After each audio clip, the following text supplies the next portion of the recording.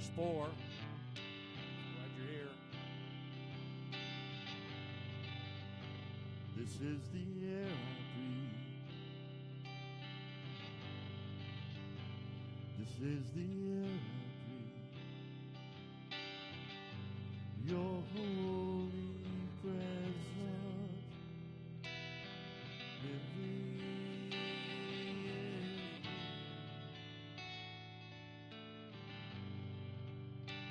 This is my daily bread.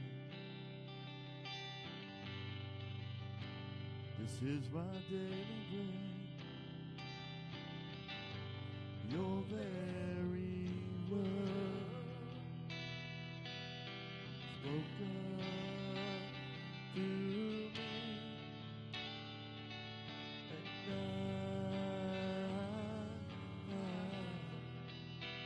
I'm desperate for you.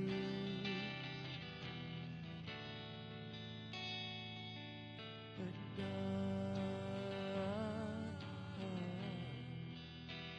I'm lost without you.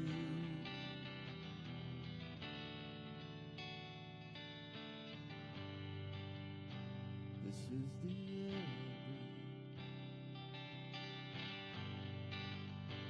This is the air I breathe.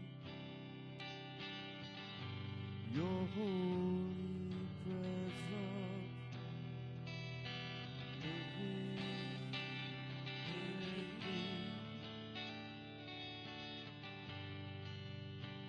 This is my daily bread. This is my daily bread. Your very word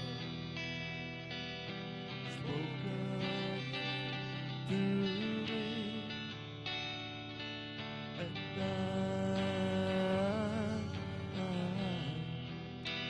I'm desperate for you.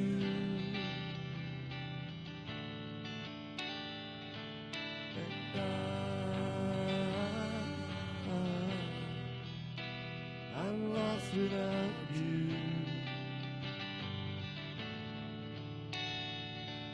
And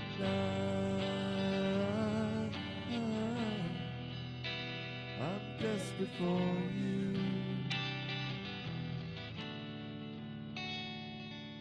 And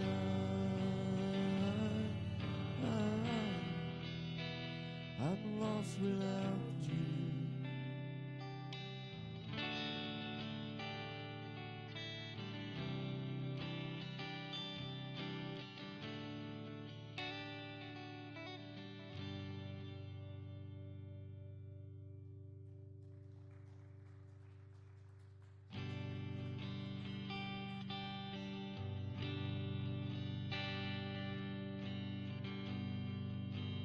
Draw me close to you.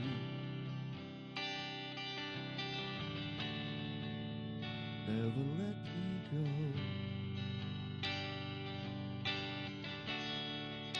I lay it all down again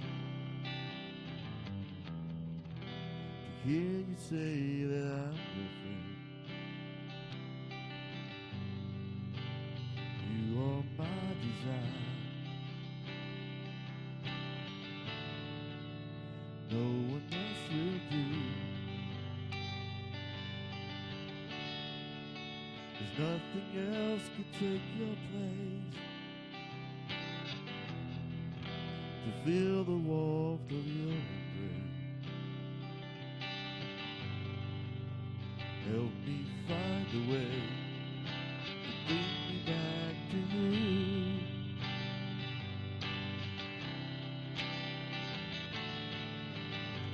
You're all I want. You're all I ever needed. You're all I want. Help me know you are here.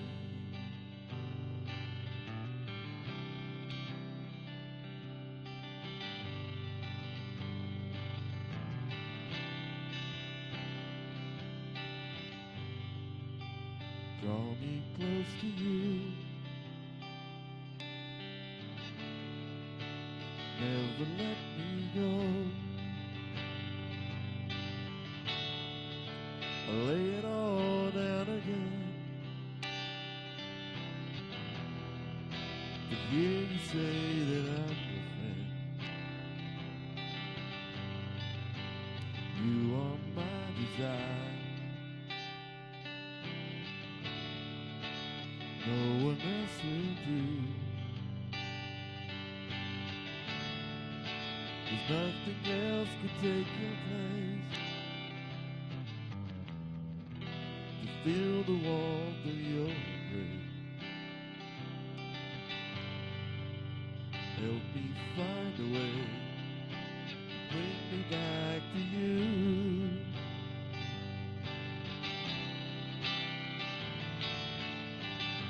You're all I want. You're all I ever needed. You're all I want. Help me know you are here. You're all I want. You're all I ever needed. You're all I want. Help me know you are here. You're all I want. Help me know you are here.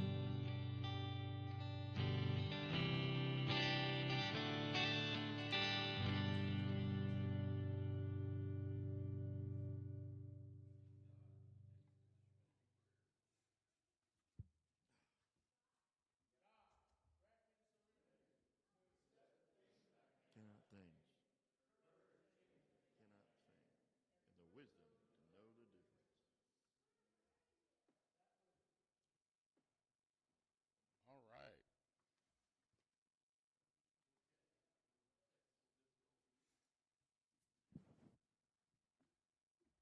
Take your mic.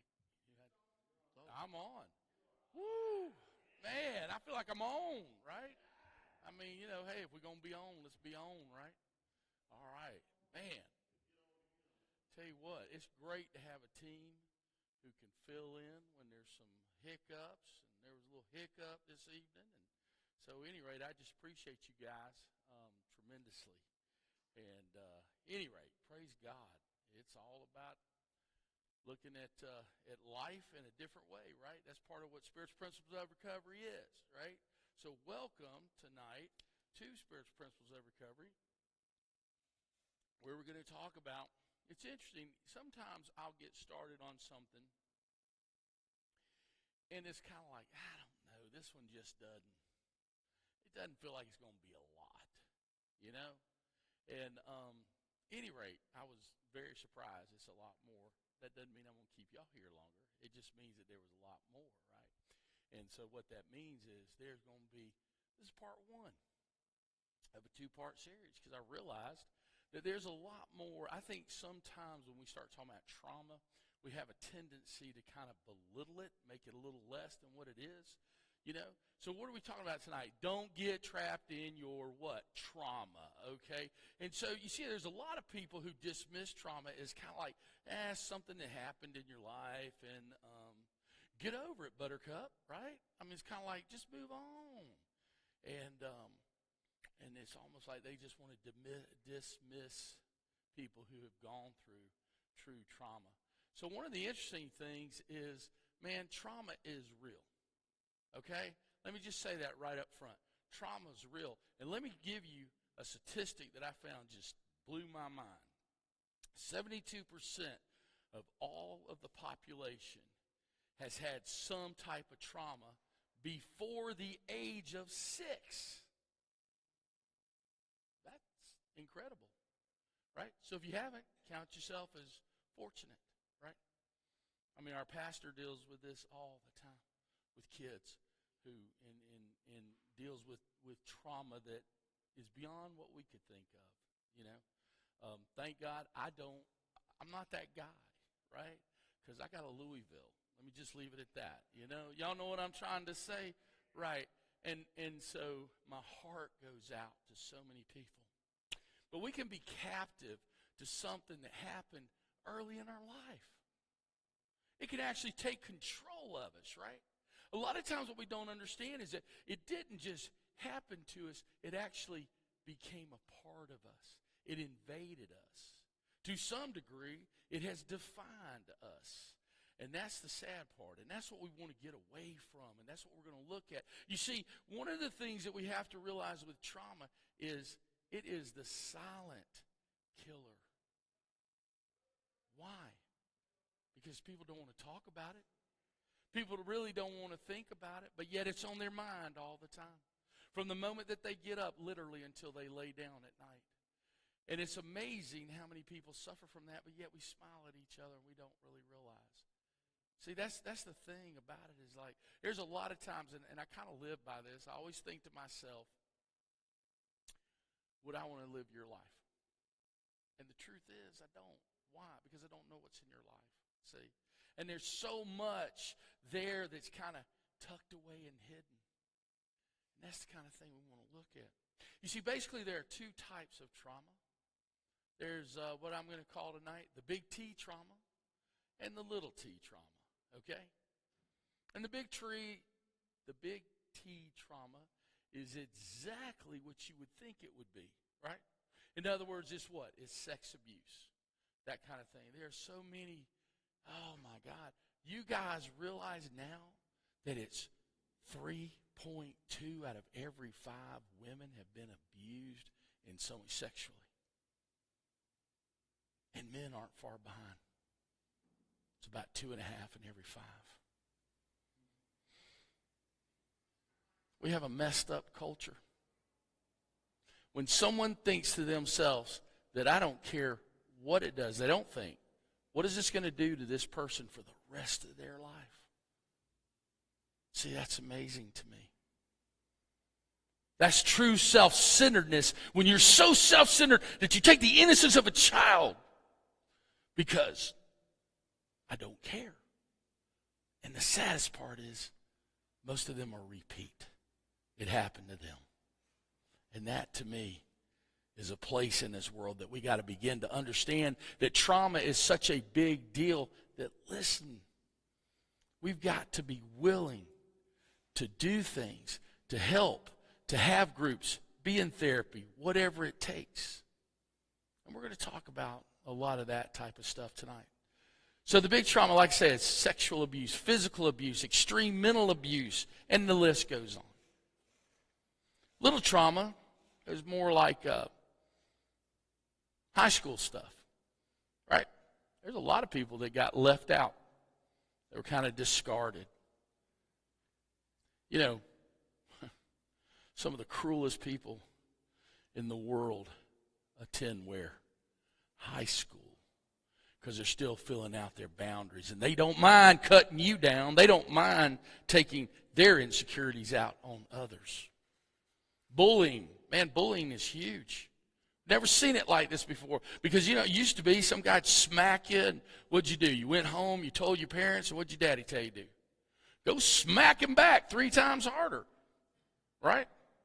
And that was okay. And it worked itself out. It's not like that anymore. We're talking about being bullied online, being bullied by text, being bullied every place. We've never seen this like that. And I sit there and I think to myself, you know, I don't know about anybody else, but one of the most awkward times in my life, of course I was drinking the whole time, but the most awkward time in my life was high school. Right? Why? I was actually kind of a popular kind of guy. I was a jock. I was those kind of things. But yet I felt so insecure because I had some issues and people just nailed it. Or maybe, you know, I think about some women who went through some high school pictures a little scary, right? You know, I mean, whatever. I'm just going to say. I will tell you this much, though. I was thinking about it the other day. One of these girls that we all made fun of, you know, she had the thick glasses and the thing, whatever, you know, and had a race kind of thing and all that kind of thing. Yeah, when she was Miss Georgia, she looked all right. So sometimes, you need to be careful about what you're going to say to somebody, right? So any rate, but, when you're dealing with a little trauma, we discard that. The problem is it festers, it grows, and we still see ourselves the same way. Heck, sometimes I still see myself with some hair. You understand that one? We all do. The point is that God loves us in a way we've never been loved before. But yet we can't see it because you see that trauma a lot of times stands in the way of how we feel he sees us. The point is that most of us have experienced some type of trauma. And it may be, like I said, here's the thing though, if it's a little T or a big T, it's a big T to you. See, I suffered when I was a young boy. I suffered one of the big T's, right? And I wanted everybody to know that person and what happened to me. If you really, this is what I'd always say, if you really knew what they did, you'd hate them. If you think they're like this, but they're really like that.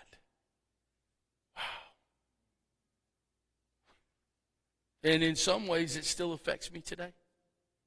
Had a situation recently, 4, 5, 6 months ago, where I felt that someone was doing the same thing. Even though they wasn't the abuse I had experienced. But in my mind, it was like, if you knew them, if you knew what they did,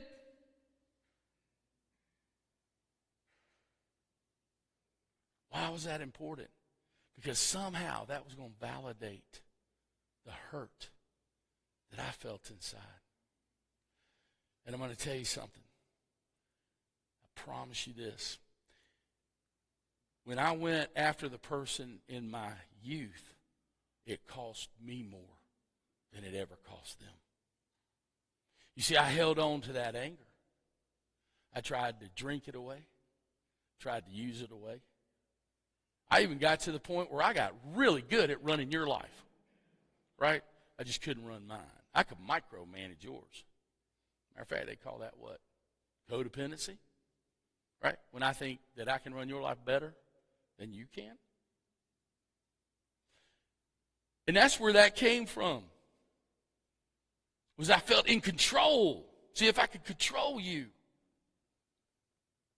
The problem with that kind of control is it breeds a lot of other things. And one of them is kind of a narcissistic type of thinking, right? Because you see, I always got to be one step ahead, right? Where's narcissism come from? Y'all know, it's really interesting. Fear. Fear. It's when someone doesn't feel good enough about themselves that they can only find pleasure in controlling somebody else or the situation. It's really interesting. Because a lot of people think, well, they're arrogant, they're this, that. Not so much. Not so much. But I had also suffered the little T. Now, let me tell you something. The big one, the big trauma, and the small trauma, at the end of the day, didn't feel so different. I still felt the same way. You see, I didn't know. I would go to class in the 2nd grade, and I couldn't read. Didn't know why I couldn't read. And I got parents who are like, what's going on? You're smart. You know what happens when you're told you're smart and you can't read? Boy, how dumb I must really be. They don't even want to tell me the truth. Then I got 4th grade, and I couldn't add and subtract on paper. But I could do it all day long in my head. Didn't understand that. There must be something wrong with me. So I finally figured out what it was. I figured out that there was this line somewhere. And in that line, I got to tell you guys this. Today, I wasn't sure what to use, the right word to use. So I guess the right word now is mentally challenged, right? We used to call it something else, but that doesn't seem to be. My son told me that today. He said, it's not, that's too broad a subject. So I felt mentally challenged. And I felt like here's normal, and I must be right under normal. You see, it wasn't until I was 13 years old that I found out that I had learning disabilities. So all I ever heard was, "You stupid." And even with the people that were trying to encourage me, said, "You're so smart," what I really heard was, "I must be really messed up. Because you telling me I'm smart. You tell me I have a high IQ. You tell me these things. And yet I can't read. And I don't really know how to write real well." All of a sudden, they looked at me. I'll never forget it when they gave me my diagnosis. They said, "Well, you're dyslexic." I said, "What's that mean?" And they explained it. And I said, "Why can't I write?" They said, "Because you have what's called hand and eye coordination problems." Why does my mind go different places? Because you misfire. You have synopsis misfires. Oh, okay. But I can tell you this. For the first time in my life, I felt like there was hope. You see, by that point, I'd already started in my other life. I had already started by 13, drinking and finding some other things. That's what trauma will do to you. It will take you to a place. Let me ask you a very important question, and I literally want you to raise your hand. How many of you people in here today believe that your addiction saved your life? That's right. That's right. And it worked until it what? Didn't work. And that was the difference, see? So what I learned was I went from one, then I fell into something else that made me feel okay. Didn't make me have thoughts like, wonder what would happen if I jumped off this building. Right? So I wasn't super depressed. Didn't even have a whole lot of anxiety. I just was kind of like high or not high, right? But I learned to live in that because, you see, it also did something else. It covered up the trauma, the big T. It covered that up. And I didn't have to look at it. I didn't have to deal with it. And it didn't take my life over again. See, one of the biggest things that I started realizing when I got sober was that, see, dyslexia does not define me. Right? My name is not dyslexic, and I'm Paul. Oh, I believe me, I actually used to have a sponsee who would literally introduce herself as my name is, or I'm a bipolar, and my name is. And I remember looking at her and going, you know what? I genuinely love you enough to tell you to stop. Stop defining yourself first. One of the best things my dad ever told me as a young man was the reason he loved me was because I was William Paul Crum III. And that was good enough.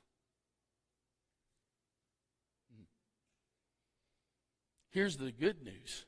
Sometimes we can take our trauma and turn it around and make it work for us. And not in a manipulative way, in a positive way. So how did that work? Well, let me explain something to you. The world's going to run the way the world's going to run. And it is not geared for most dyslexics. But by God, I can figure a way to get around it, do it, or do it better. You see? So it didn't hold me back. It made me re-look at, I can do it better than you. Amazing, isn't it? That's what we have to realize. Sometimes that trauma that we live in is like, it's actually, you can turn it around to be a motivator. And that's awesome. For some people, though, trauma has become an excuse. I know a 65-year-old woman who still controls everybody in her family because I was abused as a child. And the family's always in turmoil. But it's her control. That's sad to me. Why don't we go deal with it and get through it and get over it and move on with your life? But that's not going to happen because, quite frankly, it works. works for her. A lot of us begin to look at Papa God and we ask, we're like, where were you? When this was happening to me, where were you? And I think that we have to step back for a minute and understand that God He knew what was going on. And He loved you. There's nothing that He ever wanted to do more than protect you. But we do have a thing called free will. And unfortunately, there are people out there who use their free will in a way that wrecks lives. Or maybe it was as simple as if you were real, then why didn't you do anything? Well, not only does He know what happened to us, He hated everything that was done. He hated everything that was perpetrated against us. But here's what you got to remember. He experienced it too. And I think sometimes I used to get hung up on, I really would believe this, God, you don't understand. You don't understand. If you did, your life's perfect. How can you understand? And yet I sit there and I think, wow. Jesus Himself said He bore all of our sins, even though He wasn't the one that committed them. So if He bore all, that means just me, right? Or maybe 5 or 6 of us. Or maybe 50 of us. Or 500 of us. I'm sorry, what were all? So never again think that He didn't understand what you went through when He literally took it on Himself and felt it. Oh, man, now it changes. Story changes, right? It's like, okay, then you know what I went through, and you know what happened to me, and I understand you didn't want it to happen to me. So what does that mean? Well, we begin to ask questions like this, for instance. Why am I so angry all the time? Anybody else ever had that? Yeah. Why am I so angry all the time? Why am I always full of fear? This is the most amazing thing about people, especially that have addiction issues or have had trauma in their life. They can give you a resume that's just beyond anything you could imagine. And it's true, and they're telling you every accomplishment in their life and how much they do and how much money they've made and how much and how much and how much. But what's going on inside? Man, if they really knew me, if they really knew who I was, they wouldn't like me. You see, they're just covering up the trauma. They're always going to be bigger. It's going to be better. Because maybe, just maybe, you'll respect me if you think I've done better. That's why a lot of times people who went through trauma have no problem with lying that fast. They will turn it around and lie with not any problem. You know why? Because if it keeps them from the trauma coming back up, there is no right or wrong. There's no right or wrong. It's just I got to do what I got to do to survive. But maybe we're asking the wrong question. Maybe the question is this: help me not to be controlled any longer by my trauma. Sometimes we have to be willing to say, I've dealt with it. I've been through it. I've looked at it. It's time to go. You see, one of the things I did, and I find other people that have had trauma in their life, they do this. You ever heard this one? They are all into trauma dump. Y'all know what that is? It's like you just puke on people, man. You just tell your whole story, right? You dump everything. And it's like, blah, blah, blah, blah, blah, blah. And it may not even include anything about the trauma. You may have skimmed over that, but yet you tell them everything else is going on in your life. You know? Or maybe another one is that another part of that is talking about other people and tearing them down. Because maybe if I tear down their character, you'll think better of me. Why do people do this? It's simple. Because you see, it's a test to see if this really is going to be my friend. This is a test to see how loyal are they. This is a test to see how much can I control them. Yeah, see? And so one of the things that, especially when I do marriage counseling, it's interesting because one of the things that I've learned over the years is when you're dating someone, don't tell them your life story, please. Please don't do that. I mean, I could tell you, I went through a period of time where I did a lot of dating for some reasons to help me with some codependency, right? It's not like I dated everybody so I could be better at codependency. What it came down to was I began to realize I couldn't date the same person 3 times in a row. It was a contract I had with my therapist after I came out of CODA treatment. And the big deal with that was I started seeing dating differently. And I'll just put it this way, because y'all know what I'm talking about. There was no end game. There was no end, right? The whole point was I went home and they went home. And it was 2 different homes, right? And so here's the deal with that. I started learning about dating and what difference it was. When you're actually dating to date and you're there and you begin to understand that this is an opportunity to spend some time with someone to see if there's some similarities. But in that, what I found was the ones that seemed to be so codependent were the ones who would sit down and tell you your life story. They'd tell you their whole life story, everything that ever happened to them. I mean, everything. To the point that if you got up and went to the bathroom and came back, they picked it up right where they left off. I know y'all know some people like that, right? Maybe you've been like that. I was. But the cool thing is, when we take the trauma, put it to the side, do those kind of things, we don't have to test this and we don't have to go through all this. Now, what I learned was, it's awesome when someone has to earn your story. And you have to earn their story. And you get a little bit. And you give a little bit. Right? You know what that's called? Communication. That's healthy. So why do I say that? For this reason. One of the things that you want to do is you want to begin to understand that everything that happened from yesterday back does not define you. Because you see, God's got a bigger plan than that. But one of the questions that you got to ask yourself, are you still being captive, held captive by your past? Because here's what happens. If you're still being held captive by your past, guess what you're going to do? You're not going to get in relationships. You know what you're going to end up doing? Taking hostages. Wow. I bet I'm not the only one that ever took a hostage. Whew, man, my ex-wife is so happy when that... At any rate, you get what I'm saying, right? So let's look at John 8:36. So the Son does what? He sets you free. Then you may be free. Is that what it says? It says if the Son sets you free, then you are truly free. Oh, so you mean if I go back into that garbage, what does that make me? Volunteer. I have left the status of victim.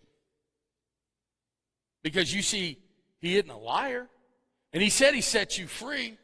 And I get this, because believe me, you know why most people, let me tell you one of the reasons that we have SPORE. Probably biggest reason in the world is because my goal when I started this thing was to heal the church and people with addictions relationship. You see, the church still sees it as a moral issue and just can't understand why you just can't pull it together. And people with addiction see 2 things. The hypocrisy of the church. Let's lay hands on you right now. You'll never want to do this again. And what else? If it is true what the church is saying, then God must not love me. That to me is just the saddest thing in the world. To think at all that God may not love you. He didn't sit there and send his Son to die for your behalf and to go through all the pain that you ever went through because, you know what? I don't care about Dave. I don't care about Sue. I don't care. You know, it's this handful over here. That's why I did it. That's bogus.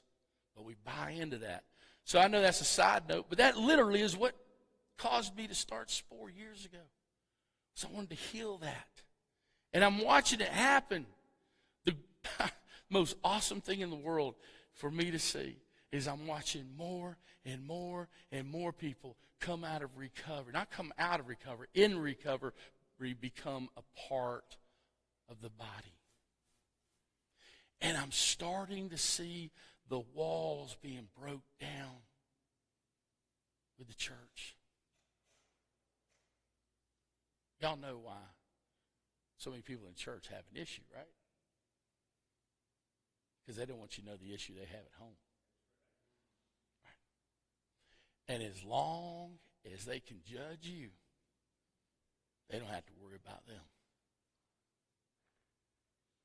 So you see, when I sit there and I say, listen, I know that God's got a better plan for you, that he loves you to the point that he wants to change your life, I want you to believe it. I had a kid come in today, the exterminator. He was sitting there and he was exterminating, doing what you do, right, in my house. And I'm studying. And he looks over, and he works for a friend of mine. He actually works for a sponsee of mine. But he keeps that part of his life a little bit closed. Well, when he comes in, my son's there doing some work. He's a contractor. Y'all know my house has been beat up a little bit. Yeah, a lot. And so Caleb's in there. This kid comes in. His name's Tanner. He walks in. And I said, I'm back here. I was at my desk. You can come back here and talk to me because this is his first day working in my house. Right? And so my son's walking through, and he tells the guy, hey, my dad's right over. And the guy looks and says, Caleb. And Caleb looks around and he says, Tanner. And they're talking. And Tanner says, man, Caleb, he worked with my son, and my daughter-in-law was his manager. And he said, I've been wanting to tell you and talk to you and let you know how nice you were to me when I started off as a bartender. And I did some things that maybe weren't right. But thank you for always being my friend through it. And so he went outside to do what he does, and my son says, man, I hope he's changed. Because he said, I think he's one of your people. I know what that means. Y'all do too, right? So when he came back in, I thought, well, I'll do something a little different. So I took my big book, I put it out like that. And he begins to talk about how his boss is different than most people, and how he's changed his life, and how kind he is to him, and all this kind of stuff. Said, that's why I went to work for him. I said, really? I said, so you were a bartender with my son way back when? He said, well, yeah. He said, I don't like to be around bars anymore. I went, well, how about that? I said, I personally used to really like bars, and the problem is that if I go in and I start drinking, y'all ain't got enough liquor on the shelves to handle me. And he said, really? And here's the funny thing. He looks over at me and goes, well, I don't mind telling you, I quit drinking a while back. And one of the things I thought it was interesting, he apologized to my son about, was that they were all going to get an apartment together, and he never showed up. Well, the reason he never showed up is he was in treatment, right? And my son just looks at him and says, man, that's fantastic. And he looks at me, and he sits there, and he says, wait a minute. You know my boss. I remember your son. Are you the guy that's got like 30 years or more or something? I said, yeah, a little more. He's like, really? Can I talk to you? I said, I can't talk right now. I'm working on my sermon. You preach? Yeah. Yep, sure do. And the most interesting thing is, our church is at a rehab. Really? So you're okay with someone like me? Man, I'm more than okay. I'm more than okay. See, somewhere in his life, he had some trauma that made him look at the church as the enemy. That's why we have to have the appearance of reality, man. Look, I just want to be transparent always with you guys, and I try to do that, and I think we do. I know Pastor does too. He really does. That's our heart. I promise you that. Why? Because you see, I never want somebody to come back and say, well, man, you didn't act like that. You're a hypocrite.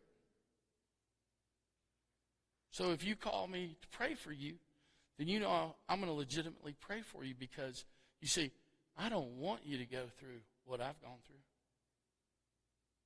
I want you to go through the good stuff I've gone through. And that's where we have to be. So we have to, what? We have to make a decision to what? To go and walk away from our past. And I know that's easier than said than done. Listen, my friends, I'm not telling you you don't need to go deal with it. I promise you. I'm just telling you don't need to live in it. That's the difference. See, the only way that we're ever going to experience freedom is to stop blaming everyone else so that we can get victory in our life. We have to literally, and we've all seen the signs, right? What does the big sign always say? Let go and let God. Dude, that makes more sense to me with this trauma stuff than it ever did drinking. I got to let it go. And guess what? I suck at walking away from it, so I got to let God deal with it. Y'all understand that? I cannot do this by myself. And if you think you can, man, you're lying to yourself. This thing is harder than anything you ever did, including getting sober. Including quit cigarettes. Let's throw that one out there, right? That's about the toughest one. So we have to do what? We trust God according to what? Jeremiah 29:11. And yes, we've seen this verse before. And before. And before. Why? Because I want this to be so imprinted in your brain that you really begin to understand this. For I knew, who knew? God knew. For I know the plans I have for you, says the Lord. What are they? Come on, all everybody together. They are plans for good and not for disaster, to give you a what? A future and a hope. Dude, think about what that is just said. See, we blame everything off on God. Wonder what he's trying to teach me now. God does not need to cause issues in your life to teach you anything. Right?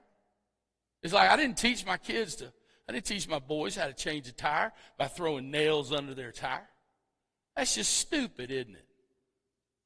But yet, how many people go, well, God must have done this to me. It's God. Man, really? You know what it is? The problem is you can't stand up for yourself and say, you know what? It happened to me. God had nothing to do with it. And guess what? Yet he's the only one that's going to get me through it. So why would he do something to you that he's the only one that can get you out of it? He's not manipulative. He's not a narcissist. Right? You see, when you realize that Papa God has so much more for you and a better life and future than you could ever think about, then you don't mind turning it over. The reason we don't turn it over is why? Because we're scared. I mean, we've already admitted step one, man, my life basically stunk. And I was out of control. Right? Seemed like the only people that were in control of my life was what? The judge, the bill collectors, right? So that, step one. Step two, you know what? I suck at living and making decisions so much on my behalf that I got to go to other people. I got to go, and I mean, basically, I cannot make a sane decision. So I've got to do what? Go to my sponsor. Go to other people. Because I still don't trust God. And step three rolls around, and we finally go, I'm going to trust you a little bit. And what does he do? He fails us every time, right? No! We go, wow, I wonder how that worked out. Must be a coincidence. What's the Hebrew word for coincidence? Oh, nothing. There ain't one. Yeah, so if you want to know what coincidence is in the Hebrew, ain't one, right? But here's the deal. You got to understand that you can either listen to God tell you what he has for you in the future, or you can keep listening to your past tell you your value and what you're worth and what's going to happen. See, God opens doors that you have to choose to walk through them. You understand that? Think about it. God will open that door. But you got to make the choice to walk through it. Well, you go, well, that's dumb. Really? Well, how about this? I think this is more dumb. How many people stay in the room of past pain and bondage? They won't walk through that door. They'd rather sit in that room. Oh, y'all think I'm crazy, right? Why do they stay? Because it's familiar and there's some weird way that it feels safe. Not willing to take a risk. I found this very interesting. In World War II, when the Allies, when the Americans came in with the Red Cross to free these internment camps, right? Camps that held the Jewish people, concentration camps. These people were starving. A lot of them just died because they just starved to death. And they opened the gates and they began to show them how to get out. Do you know that one of the problems they had is that a lot of them would turn around and go back? Not just back in the gates, but they'd go sit on their bunk and just sit there. Because you see, they didn't know what to do. That's what trauma will do to you. If you don't come through it, you will keep going back and sitting on that bunk. They would literally have to almost forcibly take them out of the camp. Now that sounds insane, but it's true. I'd say that'd fall under the big T, wouldn't y'all, on trauma? And yet a lot of those people got through that and became very successful people in their life because they didn't let that define them or hold them back. So knowing why, it will not always heal you. It's amazing, right? So I won't go all into it, but there's different types of therapies. And for lack of better words, some people believe that we just got to go live in the past. You know? Matter of fact, what's interesting is that they literally helped drug people so they would go back and live in that past. Right? Think about it. They had all kinds of names. What do we call it today? Molly. But it was so that women who had been sexually molested would lose all their inhibitions during therapy and could go back and deal with that. Isn't that amazing? The enemy takes something like that and turns it into one of the biggest drug cultures there is. That's amazing to me. But here's the thing. I think that you have to look and admit what happened. But I don't think you got to live there. Matter of fact, I think it's one of the most detrimental things that can ever happen to you. And people are like, but you don't understand. I got to get honest. Yes, you do. But you don't understand. You can identify it, look at it, and move on. Well, that's just too easy. You really don't understand. Yeah, dude. See, knowing Papa on a personal basis, that's where the healing starts. Let's look at it, Isaiah 52, 1 and 2. Wake up! Wake up, O Zion. Clothe yourself with what? Strength, man. Now, we're going to go back and visit this. Put on your beautiful clothes, O holy city of Jerusalem, for unclean and godless people will enter your gates no longer. Go ahead and go to 2. Then we're going to come back. Rise from the dust, O Jerusalem. Sit in a place of honor. Remove the chains of slavery from your neck, O captive daughter of Zion. Go back to the verse before. Guys, look at this. He's saying, wake up, man. Wake up. Don't live in denial. Take a look at what happened. But he says, clothe yourself with strength. Man, sometimes to get through this stuff, you got to make a choice. I'm going to clothe myself with strength.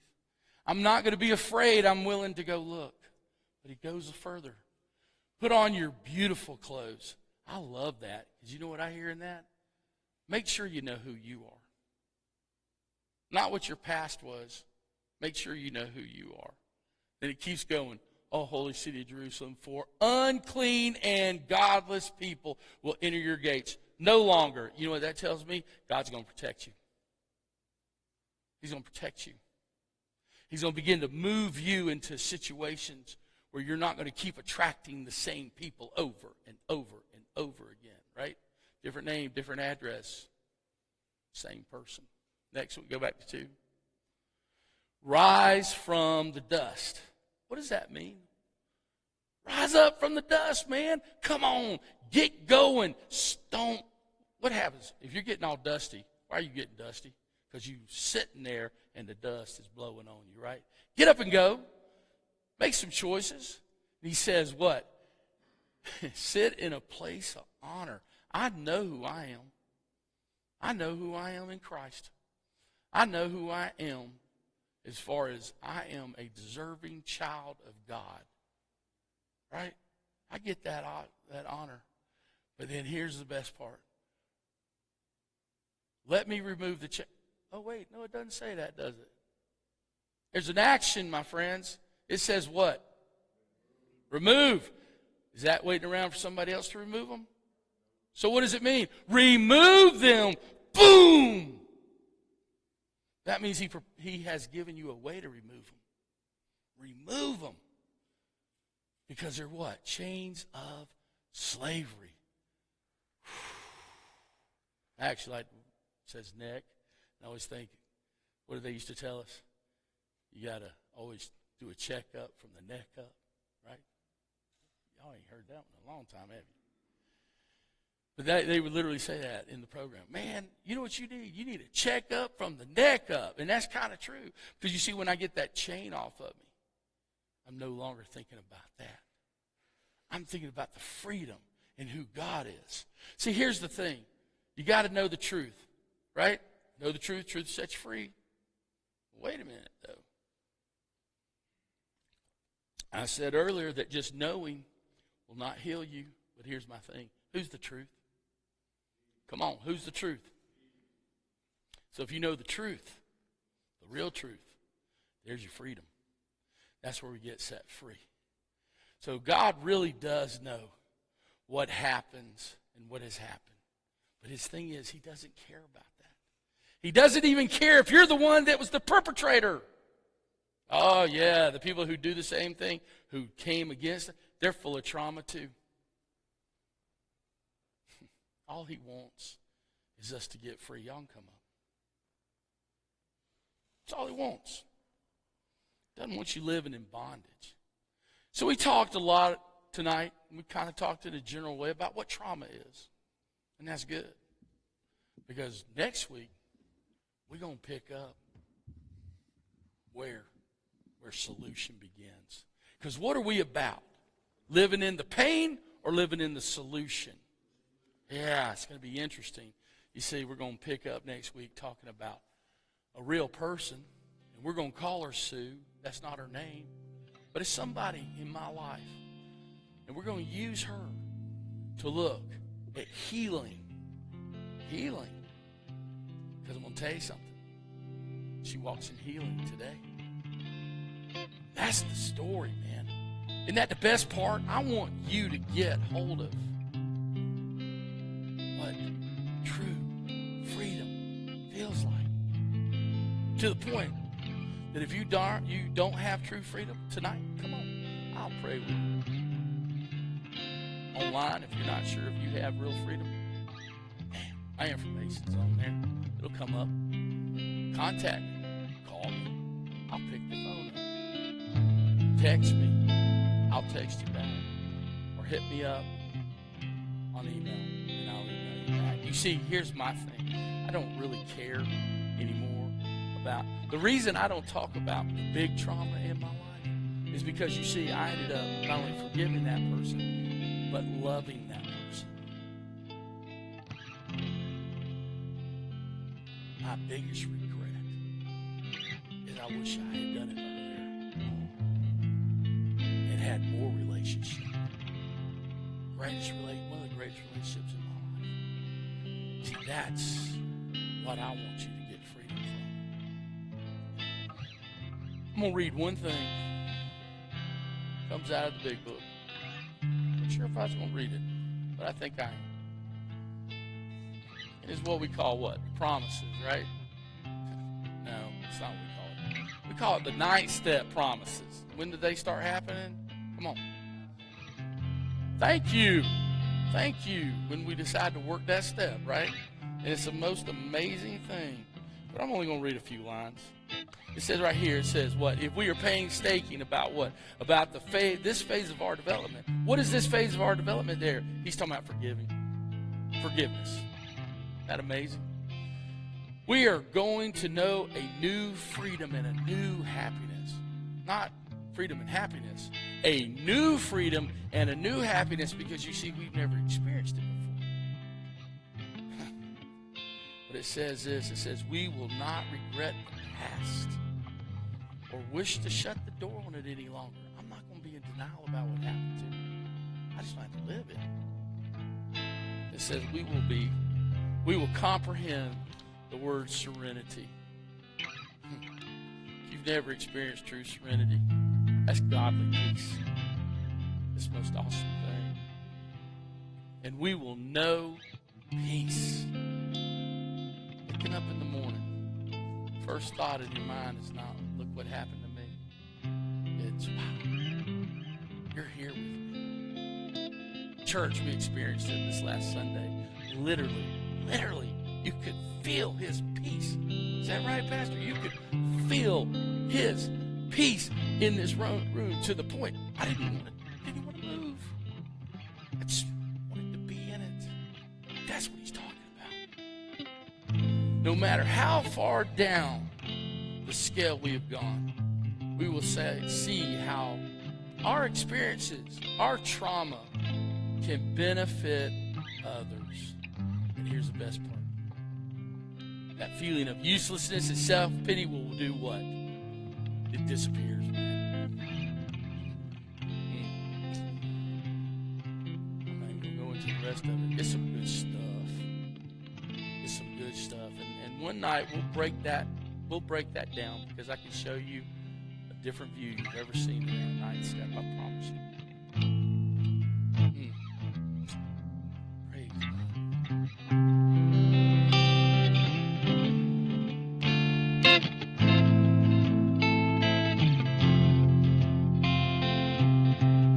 I've carried a burden too long on my own. I wasn't created to bear it alone. I hear your invitation to let it all go. I see it now. I'm laying it down, and I know that I need you. I run to the Father, fall into grace. I'm done with the hiding, no reason to wait. My heart needs a surgeon, my soul needs a friend. So I run to the Father again and again and again and again.